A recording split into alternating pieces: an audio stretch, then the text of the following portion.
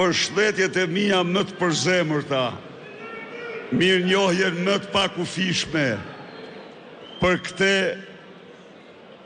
pritje entuziaste, për këtë atmosferë të elektrizuar të njerëzve të lirë, të mbledhur këtu në një mision të madh të jetës tyre, në misionin e shpëtimit të Korçës,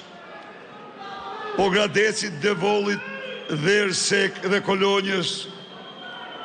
nga ky regjim, nga kjo e keqe, që ka shkretuar këto treva të bekuara më shumë se çdo pushtues, më shumë se çdo fatkeqësi natyrore në tërë historinë tonë kombëtare.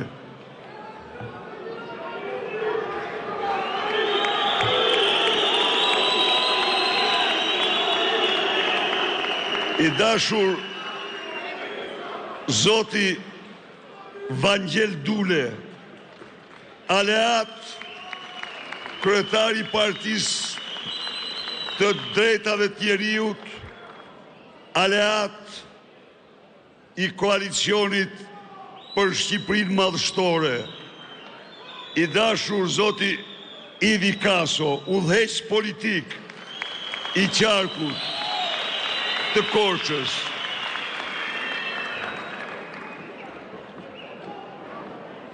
e dashur Sorina, deputete në Kuvendin e Shqipërisë,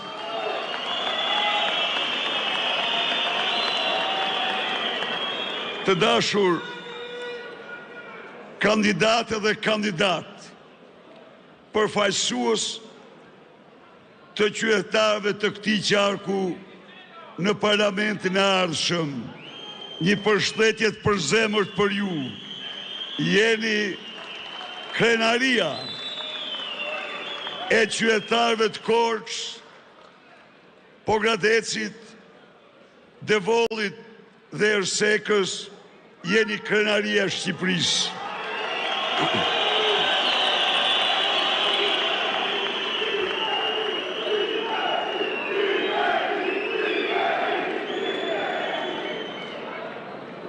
Të dashur miq, koalicioni për Shqipërinë madhështore ka një projekt për çdo korçare dhe korçar, për çdo shqiptare dhe shqiptar. Ky projekt është Korça, Pogradeci, Devolli dhe Kolonja në zenitin e kohës tyre, në madhështinë e potencialeve të tyre, në madhështinë e shpirtit të qytetarëve të kësaj treve, të cilët në betejat e tyre për liri, në betejat e tyre për dije, në betejën e tyre për punë dhe mirëqenje, qëndrojnë në kurorën e kombit shqiptar, qëndrojnë në kurorën e qytetërimit shqiptar dhe europian. Korça dhe korçarët,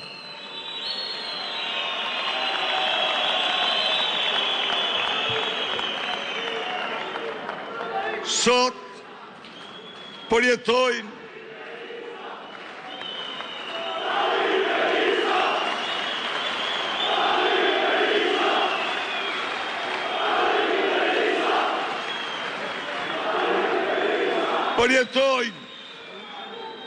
një kohë të cilën ata kur nuk e meritojnë. Korça, korçarët dhe mbar shqiptarët